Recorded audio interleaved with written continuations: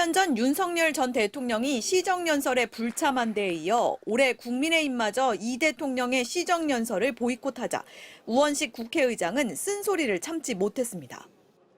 내년도 국민들의 삶을 우리 국가가 어떻게 책임질지에 대해서 함께 머리를 맞대기 시작하는 날입니다. 그런 점에서 함께 듣지 못하는 것은 매우 유감스럽다. 민주당 역시 지난해 윤 전 대통령에 이어 올해 국민의힘까지 릴레이 보이콧이야말로 국민을 우롱하는 정치쇼라며 직격했습니다.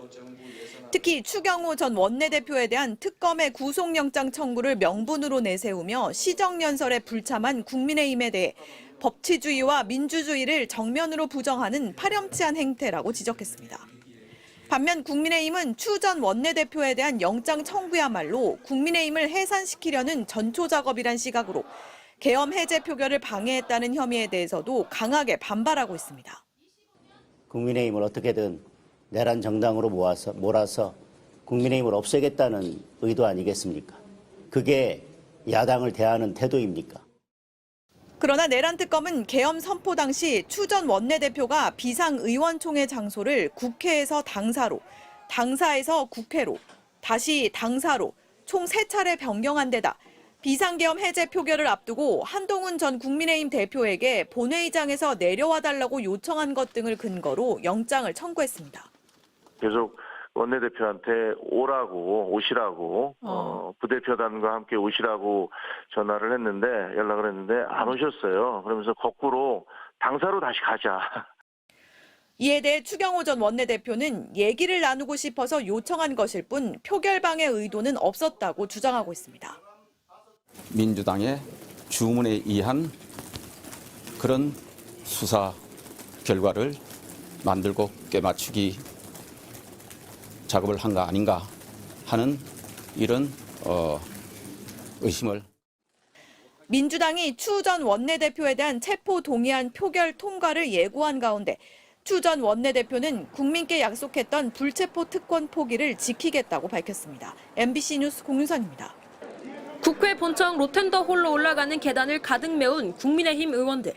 검은 마스크에 검은 넥타이, 그리고 자유민주주의가 죽었다는 의미의 근조 리본과 팻말을 들고 있습니다. 정치부모 국민은 분노한다! 시정연설에 나선 이재명 대통령을 마중 나온 우원식 국회의장을 향해 고성을 지르기도 했습니다.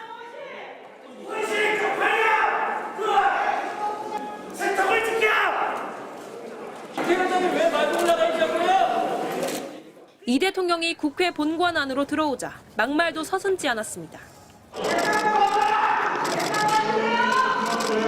이 대통령이 시위 중인 국민의힘 의원들에게 다가가 목례로 인사를 할 때도 고성이 터져나왔습니다.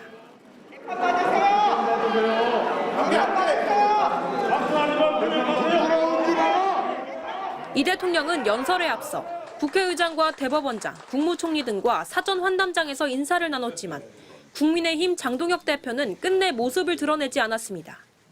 국민의힘은 이 대통령 시정연설에도 불참하며 보이콧을 이어갔는데 어제 내란 특검이 추경호 전 원내대표에 대해 구속영장을 청구한 데 대한 반발이었습니다. 이제 전쟁입니다. 야당을 존중하기는커녕 아예 인정조차 하지 않는다면 야당도 대통령을 집권 여당을 존중할 수가 없습니다. 연설을 시작하기에 앞서 이 대통령은 국민의힘의 불참을 의식한 듯 의원석을 가리키며 짧게 언급했습니다. 좀 허전하군요. 그렇게 22분간 이어진 이 대통령의 연설 내내 대통령 앞 107석은 텅 비어 있었고 내년도 국정 운영을 책임질 예산안을 설명하는 시정연설은 반쪽짜리로 끝났습니다. MBC 뉴스 김세영입니다. 내란 특검이 추경호 전 국민의힘 원내대표에 대해 내란 중요 임무 종사 혐의로 구속영장을 청구했습니다.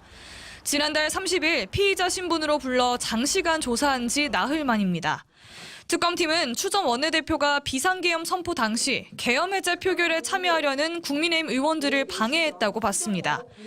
추 전 원내대표는 계엄 선포 직후 국민의힘 비상의원총회를 소집하며 장소를 국회에서 당사로, 당사에서 국회로, 다시 당사로 총 3차례 변경했고 결국 당시 국민의힘 의원 108명 가운데 18명만 계엄 해제안 표결에 참여했습니다.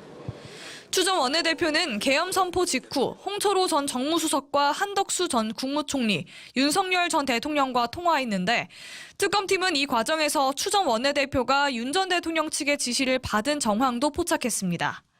특검은 추 전 원내대표의 행적이 비상계엄 상황을 유지하기 위한 거라고 봤지만 추 전 원내대표는 불가피한 조치였다고 주장하고 있습니다.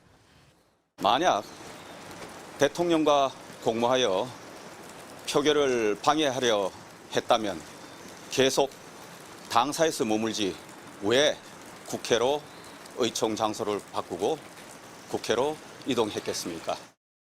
특검은 비상계엄 전 추 전 원내대표가 윤 전 대통령과 만찬을 한 사실을 파악하고 계엄에 대해 귀띔받은 적 없냐고 추궁했지만 추 전 원내대표는 윤 전 대통령을 독대한 적 없다고 반박했습니다.